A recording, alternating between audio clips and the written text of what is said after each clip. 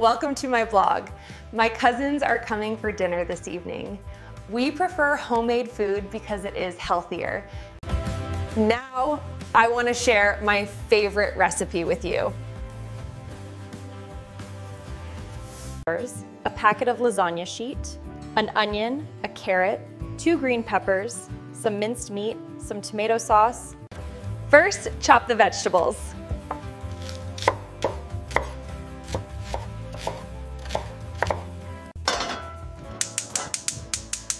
Second, heat the saucepan and put some oil in it.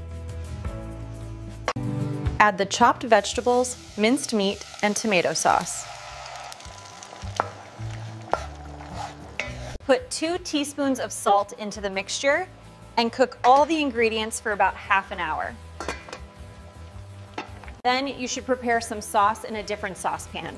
Melt the butter, add 2 tablespoons of flour in it, and pour a glass of milk. After that, add some salt and cook for 15 minutes.